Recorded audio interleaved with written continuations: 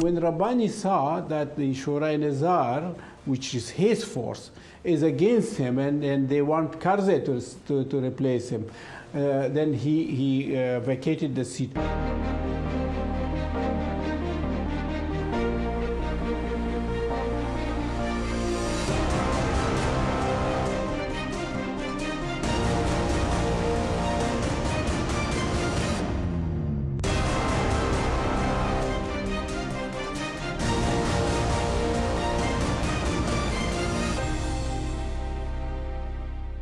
أهلا بكم مشاهدينا الكرام، أنا طاهر بركي أحييكم وأقدم إليكم حلقة جديدة من برنامجكم الذاكرة السياسية نتابع فيها مع محمد عمر داودزاي وزير الداخلية الأفغاني الأسبق. أهلا بكم معنا مجددا معالي الوزير إلى هذه الحلقة.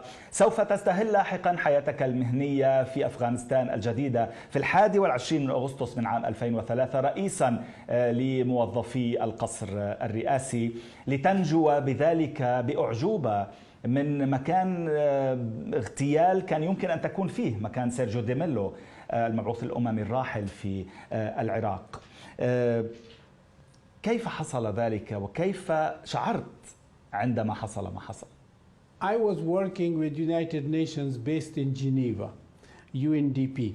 And Saddam regime was removed by American invasion. Within 1 month or within days of completion of removal, the UN Secretary General issued a directive that all Arabic speaking at the first stage and all Muslims who are interested should move to Iraq to re-establish the UN offices or establish new UN offices in Iraq. So I was sent to Basra to establish the UN office with a team, obviously. We were quite a big team.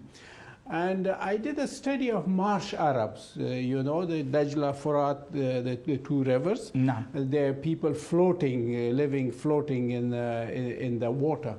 And Saddam Hussein had bombarded them after the Iran-Iraq war, and they had dispersed into villages. So I undertook with a team a study of the Marsh Arab, how their life originated and where they are now. Would they want to come back to their old way of life or not? So we will go around and meet their leaders. And we printed a report, and at the bottom of the report obviously was my name. And a copy went to Sergio de Mello, the UN Special Representatives in Baghdad. And when he looked at it, he knew me from when I was working with UN in Islamabad. At that time, he had visited and we had worked together. He called me and he said, I didn't know you were in Basra. I said, yeah, it's almost a month I'm here. He said, when are you coming to Baghdad? I said, I'm going to Geneva for my rest and recreation. And he said, when you are back, come and work for me in Baghdad. Right at that moment, I received a cable from Kabul saying that President Karzai wanted me to come to Kabul and become his chief of staff. And I told them also that I'm on my way to Geneva for R&R.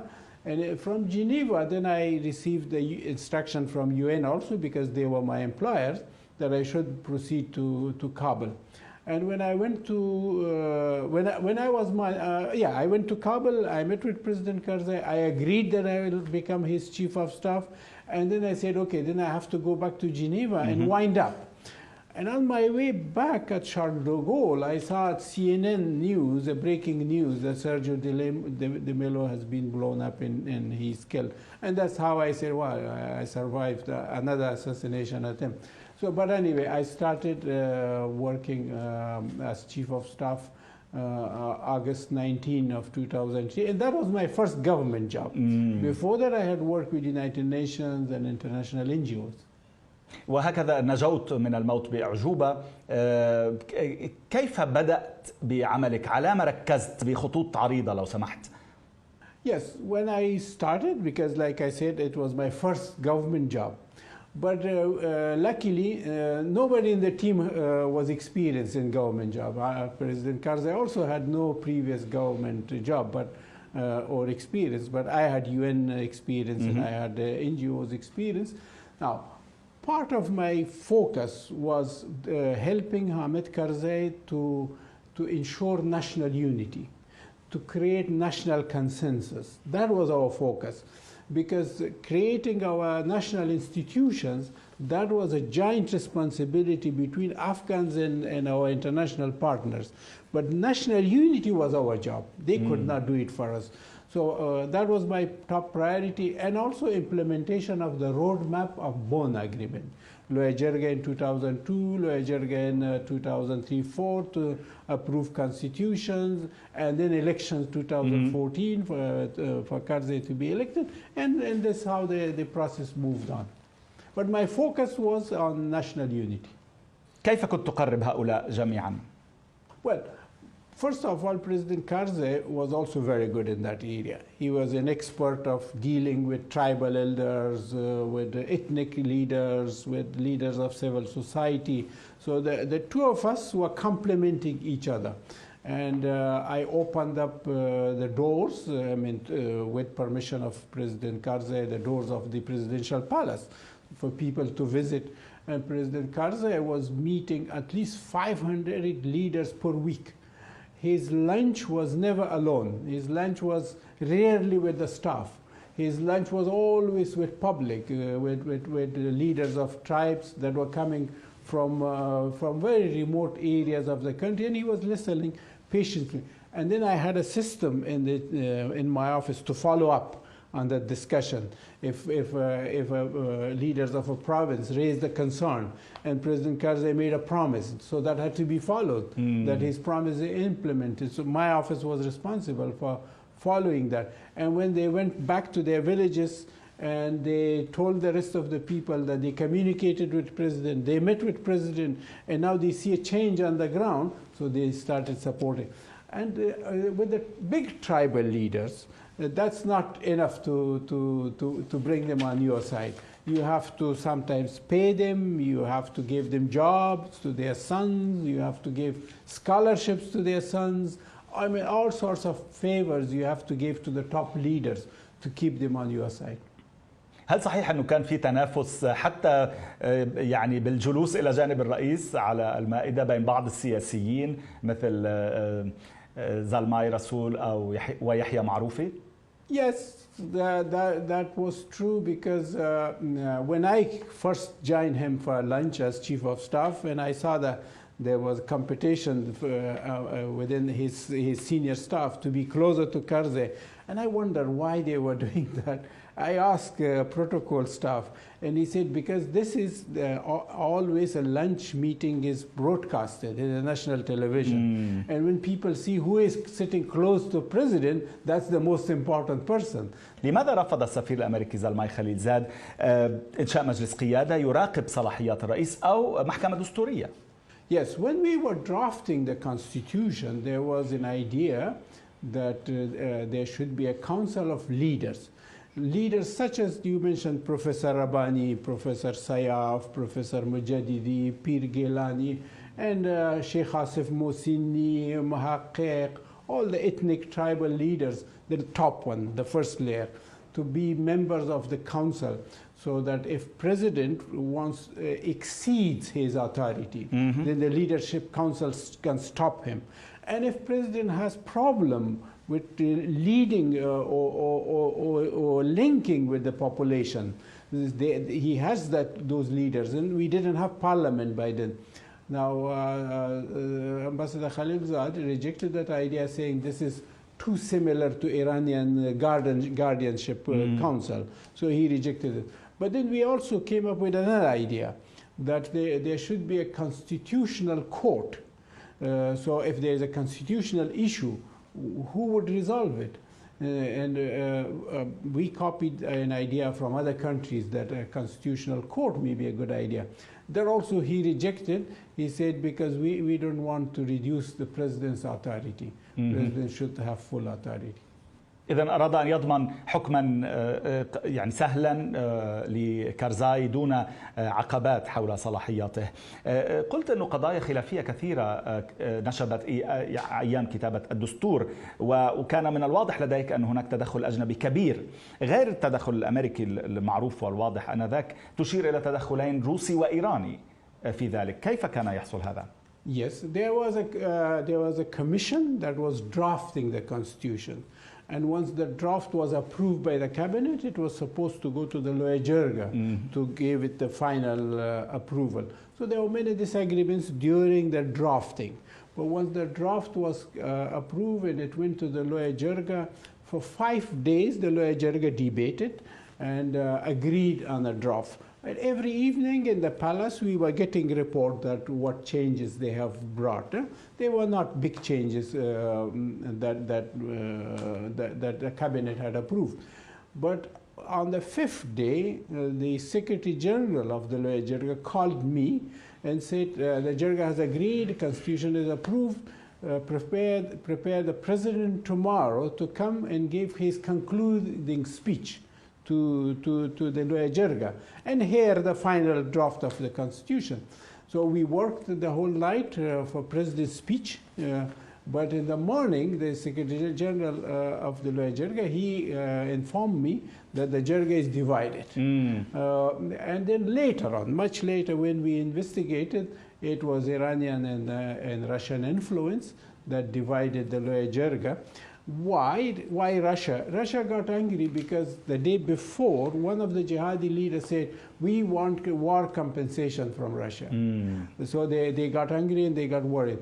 But anyway, during that night, whatever they did, the next day the Jirga was divided into two halves.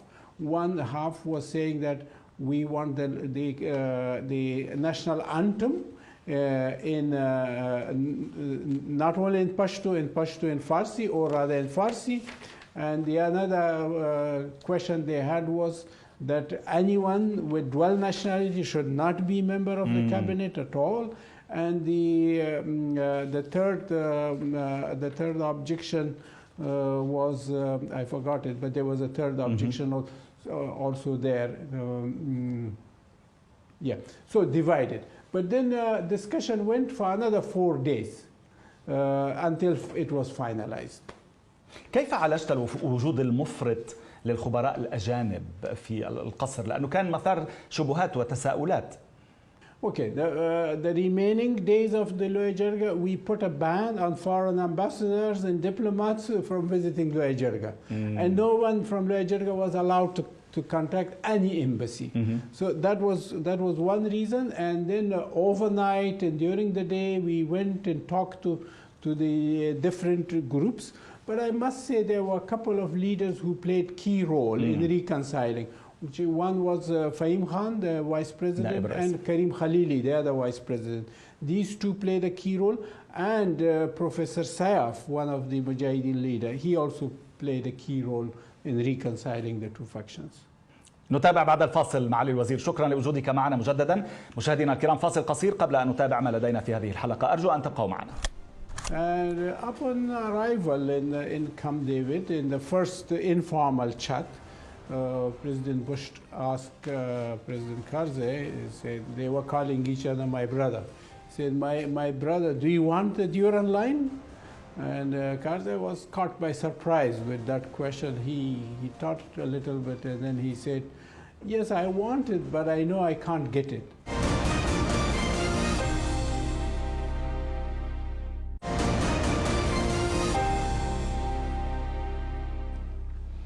أهلا بكم مجددا مشاهدينا الكرام إلى هذه الحلقة من الذاكرة السياسية، نتابع فيها مع محمد عمر داودزاي وزير الداخلية الأفغاني الأسبق. أهلا بك معنا معالي الوزير مجددا. في أغسطس عام 2007 سيزور الرئيس الأفغاني الأسبق حامد كارزاي الرئيس الأمريكي جورج بوش في كامب ديفيد، وسيكون هناك حديث مطول بينهما عن عدة مواضيع، منها خط ديوراند، منها العلاقة مع باكستان، ومنها كذلك إمكانية ترشحه لولاية ثانية. ما الذي دار في هذا اللقاء؟ That was a very important visit. It was the first and last of Hamid Karzai to Camp David, and in fact, after Hamid Karzai, President Musharraf was also invited to visit Camp David.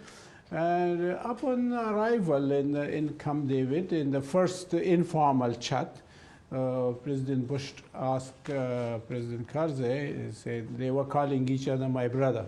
He said, my brother, do you want the Duran line? And Karzai was caught by surprise with that question. He thought a little bit and then he said, yes, I want it, but I know I can't get it. because I don't have that much power. And President Bush said to him that, you know, we and the Brits recognize Durand Line as the official border between Afghanistan and Pakistan. And Karzai said, yes, I know that, but we don't, and people of Afghanistan don't recognize it. And then subsequently, in that informal chat, which was introduction of kind of agenda of what was going to come, they discussed the question of elections that was upcoming in 2007, and President Bush's last visit to Kabul, that was also discussed, and some major contribution to reconstruction of Afghanistan was also discussed. So quite a number of issues were discussed, which all of them were important, but they were all discussed in a very informal kind of family setup. كان هناك طبعا اختلاف حول الرؤية الأمريكية والأفغانية لإيران. كارزاي كان يدعم إيران، أمريكا لا، والعكس بشأن باكستان. ولكن ما مصير الحزمة $5 مليارات التي كانت الولايات المتحدة تنوي إنشاء سدود فيها والعديد من المشاريع، كيف أهدرت من قبل أفغانستان؟ President Karzai had given an interview to CNN at that time, or just recently, in which he defended his friendship with Iran, say it's our neighbor, and we have a lot in common, and we have convergence of interest. And then President Bush was asked during the same visit by a reporter that Hamid Karzai has said this, and President Bush said his usual words. I don't remember what it was, but he was very critical of Iran, which was natural. That's how the Iran-American relationship goes. And President Karzai was trying to distance himself from the Iranian-American tension. So throughout the meeting, the visit, there was a question that President Karzai praised President Bush for contributing, or rather funding, the Kabul-Kandahar road. And he told him that people of Afghanistan pray for you and praise you because 2 days distance is now done in 4 or 5 hours. And President Bush said, I'm glad to see that, but what else can I do? And President Karzai says, electricity, power, we need power. And from what source? He said, dams, we have water, we can build hydro dams. And President Bush said, but how much would that cost? Initially, President Bush said that, no, my brother, for major projects such as dams and railway and motorways, you have to borrow money from World Bank and other sources, and my people would help you on that.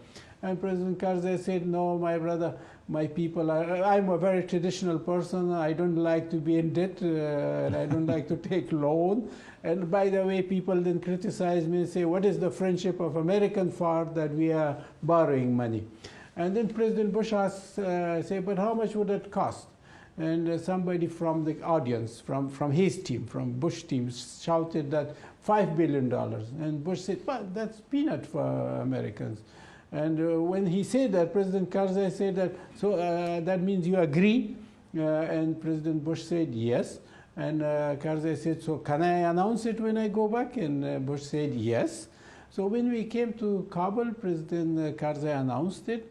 But in the next day, I had a visit by the then U.S. ambassador, who told me that, yes, President Bush has promised, but there is conditions attached to that. If Ismail Khan continue to be the Minister of Power, we will not fund that. And why? And he said he's very close to Iranians, and he gave contracts to Iranians. And we cannot allow that American money is used by Iranian contractors. So President Karzai asked me to speak as his chief of staff to Ismail Khan, and I did, and he refused to step down. And I actually offered him another ministry. He did not accept that, the Ministry of Public Work. So when I came back, the U.S. ambassador called me and said, I want to see you urgently. So he came. And he said, what did you offer to Ismail Khan instead? I said, Ministry of Public Work. He said, no, we cannot accept that either, because we are funding that ministry also. And he's giving contracts with the same reasons to Iranian contractors, so we cannot accept him. Now, then I suggested to President Karzai that maybe you can appoint Ismail Khan as Minister of Interior.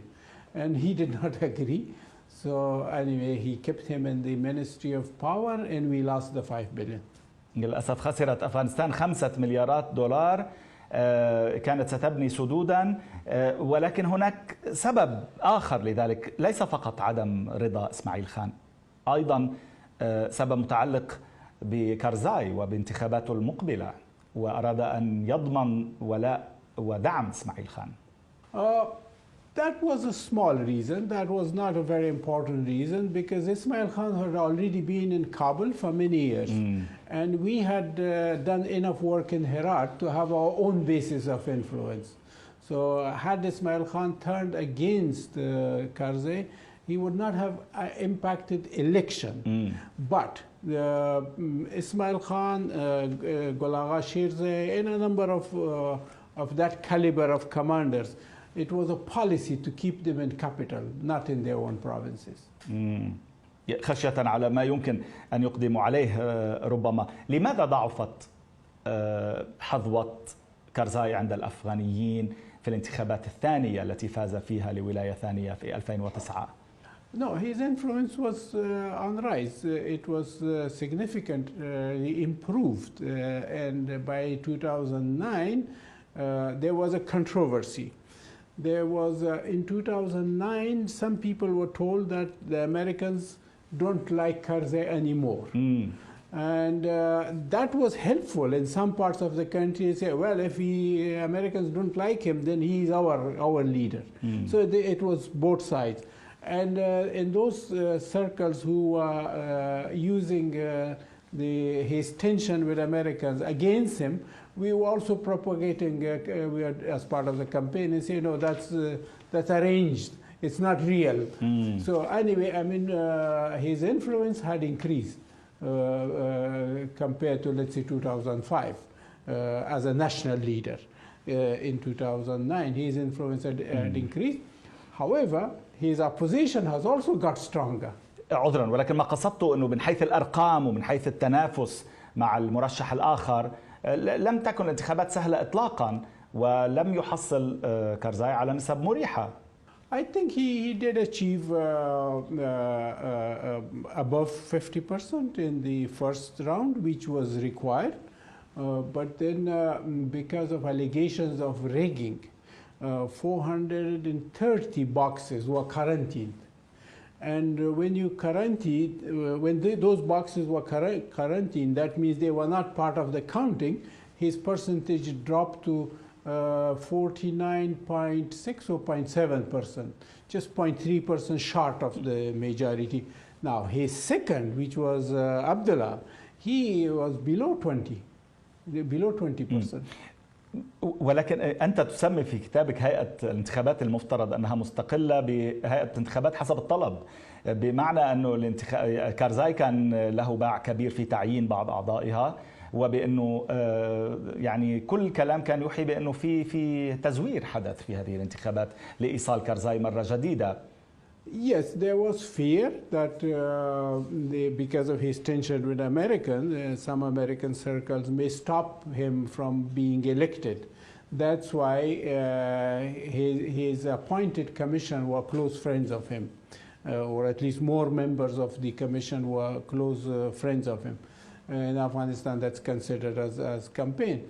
Now, but also some of his friends did rigging, which I think did not help him because that 430 boxes would not have been quarantined if there were not allegation of rigging. لماذا اجتمع السفير الأمريكي ريتشارد هولبروك بالرئيس الأفغاني حامد كارزاي بعد الانتخابات مباشرة، ومن ثم يبدو أنه غضب وغادر؟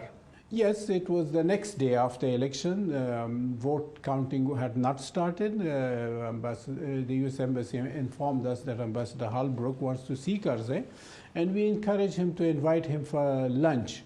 And that's what happened. He came, and over lunch, in the middle of lunch, Ambassador Holbrooke said that, President Karzai, would you accept going to a runoff? And President Karzai said, but why should that question is not relevant because the counting has not started. And if people have given me vote, if I have secured over 50%, then that means we do not go to a runoff. If I have not met the required number, then we go for a runoff. Where do you get that question from? He said, well, there's been a lot of rigging. There have been massive riggings.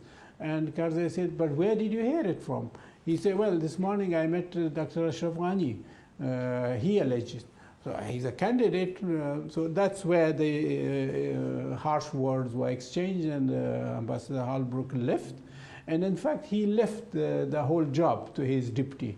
His attendance after that to the election was minimum. ولكن لماذا خف الدعم الأمريكي لكارزاي في الولاية الثانية؟ It was before the second term because it was President Obama's election.